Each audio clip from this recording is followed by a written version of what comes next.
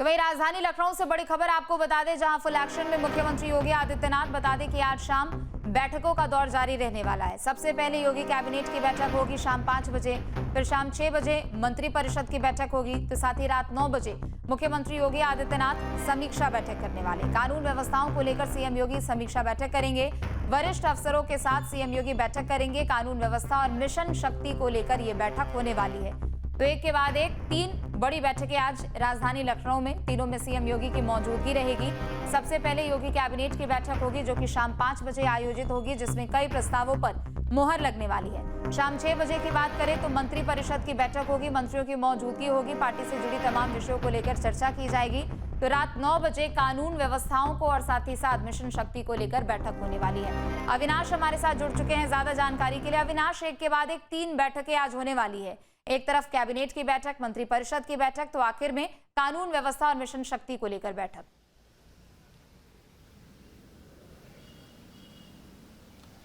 बिल्कुल, देखिए 3 अलग अलग बैठकें हैं और देखा जाए तो तीनों बैठकें इसलिए महत्वपूर्ण है क्योंकि अगर हम चाहें कैबिनेट की बात करें, मंत्रिपरिषद की बात करें या फिर समीक्षा बैठक की बात करें, तो इन तीनों बैठकों में राज्य के विकास से जुड़े महत्वपूर्ण फैसले लिए जाएंगे। साथ में कानून व्यवस्था को और किस तरीके से दुरुस्त किया जाए, तो इसको लेकर समीक्षा की जाएगी। रात 9 बजे जो बैठक होनी है, हालांकि देखा जाए तो चूंकि 5 बजे जो बैठक है वो कैबिनेट की बैठक बुलाई गई है, जाहिर सी बात है कि पहले की तरह कई महत्वपूर्ण प्रस्ताव जो राज्य के विकास से जुड़े होंगे, जो सरकार की नीतियों से जुड़े प्रस्ताव होंगे, उसको आज कैबिनेट में रखा जाएगा। और माना जा रहा है कि कई ऐसे प्रस्ताव होंगे, चाहे हम शिक्षा से जुड़े प्रस्तावों की बात करें या फिर इंडस्ट्रियल डेवलपमेंट से जुड़े, किसानों छात्रों से जुड़े, चूंकि माना जाए कि छात्रवृत्ति से जुड़े एक प्रस्ताव को आज कैबिनेट से मंजूरी मिल सकती है। तो 5 बजे जो कैबिनेट की बैठक होगी, उस बैठक में कई महत्वपूर्ण प्रस्तावों पर मुहर लगने वाली है, उसे मंजूर किया जाना है। हालांकि उसके ठीक बाद यानी कि 1 घंटे बाद मंत्रिपरिषद की बैठक बुलाई गई है, यानी कि उस बैठक में जितने कैबिनेट मंत्री होंगे और जितने राज्य मंत्री होंगे, जितने इंडिपेंडेंट चार्ज के मंत्री होंगे, सारे मंत्री मौजूद रहेंगे। और माना जा रहा है कि उस बैठक में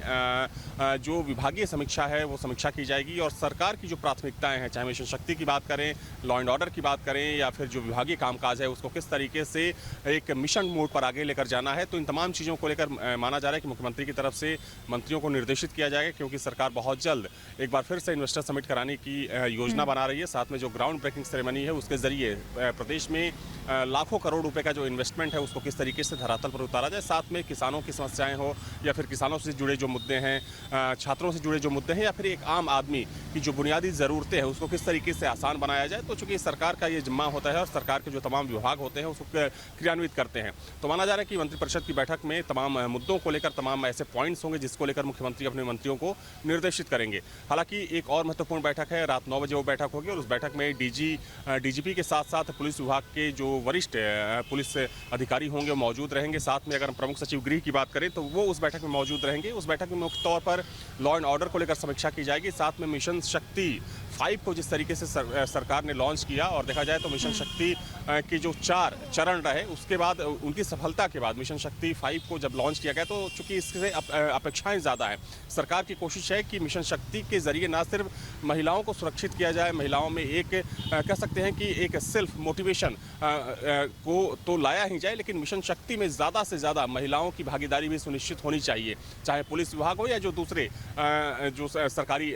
विभाग होते हैं। और आपने देखा भी कि चाहे हम बागपत की बात करें या गाजियाबाद की बात करें, जिस तरीके से वहाँ पर 2 इनकाउंटर हुए, उसमें महिला पुलिसकर्मियों की जो भूमिका थी वो काफ़ी देखी गई। तो वो जो बैठक होगी रात 9 बजे वाली जो बैठक होगी वो भी काफ़ी इंपॉर्टेंट होगी, क्योंकि उसमें मिशन शक्ति की जो नोडल अधिकारी होंगी वो मौजूद रहेंगी, चूँकि पूरा प्रेजेंटेशन दिया जाएगा सरकार को कि अभी तक क्या कुछ हुआ और आगे क्या कुछ योजनाएं हैं। क्योंकि देखा जाए तो मिशन शक्ति 5 को लेकर इस वक्त पूरे प्रदेश में ड्राइव चलाया जा रहा है, तो उस ड्राइव में क्या कुछ अभी तक की उपलब्धियां रही हैं, क्या कुछ खामियां रही हैं और इसको किस तरीके से और ज़्यादा बेहतर बनाया जा सकता है, तो वो एक पूरा प्रेजेंटेशन मुख्यमंत्री को दिया जाएगा, यानी कि ब्रीफ किया जाएगा। इसके अलावा चूंकि आगामी त्यौहार हैं, चाहे हम दशहरा की बात करें, दुर्गा पूजा की बात करें, दीपावली, छठ, तो तमाम ऐसे त्यौहार हैं, तो आने वाले त्यौहारों को लेकर किस तरीके से पुलिस को सतर्क रहने की ज़रूरत है, साथ ही में एक आम आदमी की सुरक्षा किस तरीके से और ज़्यादा बेहतर हो सकती है, दुरुस्त हो सकती है, तो इन तमाम चीज़ों को लेकर 9 बजे की जो बैठक होगी उसमें समीक्षा की जाएगी। बिल्कुल, चूंकि ये सभी बैठकें अपने आप में काफी ज्यादा महत्वपूर्ण है अविनाश, लेकिन दूसरी तरफ ये भी बताइएगा, चूंकि देखिए मिशन शक्ति 5.0 का आगाज हुआ, उसका खुद शुभारंभ सीएम योगी ने किया, तो क्या कैबिनेट में उसे ध्यान में रखते हुए कुछ ऐसा फैसला सुनाया जा सकता है जो कि महिलाओं के हित के लिए हो, या कुछ किसी प्रस्ताव पर मुहर लग सकती है?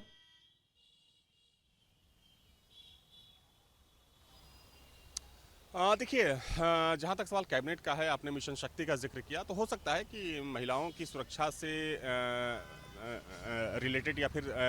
महिलाओं की उन्नति के लिए कुछ ऐसे प्रस्ताव सरकार ला सकती है। चूँकि चाहे हम देखिए, अगर हम राज्य सरकार की बात करें या फिर केंद्र सरकार की बात करें, तो बीते अगर 8 से 10 सालों की बात करें तो सरकार के द्वारा कई बड़ी योजनाएं केंद्र सरकार के द्वारा और राज्य सरकार के द्वारा शुरू की गई और उसका सीधा लाभ कहीं ना कहीं महिलाओं को मिलता भी दिख रहा है। और देखिए, मिशन शक्ति जो पूरा अभियान है, जो पूरा ड्राइव है, इसको शुरू करने के पीछे सरकार की यही मंशा थी कि महिलाओं का उत्थान किया जाए, महिलाओं को एम्पावर किया जाए और उन्हें किस तरीके से आगे बढ़ाना है, समाज में जो उनकी भागीदारी है और अलग अलग कार्य क्षेत्रों में उनकी भागीदारी को किस तरीके से सरकार बढ़ा सकती है। साथ में महिला सुरक्षा, चूँकि हमेशा से एक कह सकते हैं कि चुनौती रही है अलग अलग सरकारों के लिए, तो इस चुनौती को किस तरीके से कम किया जा सके, तो इसको लेकर चूँकि जो एक्सपर्ट्स हैं, पुलिस विभाग ने एक बाकायदा एक पूरा कह सकते हैं कि रोड मैप बनाया और यही वजह रही कि चाहे मिशन शक्ति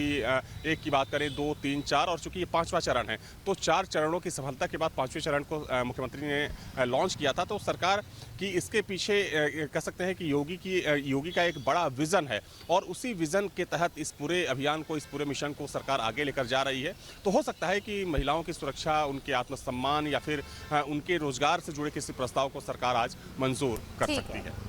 बहुत शुक्रिया आपका तमाम जानकारियों के लिए।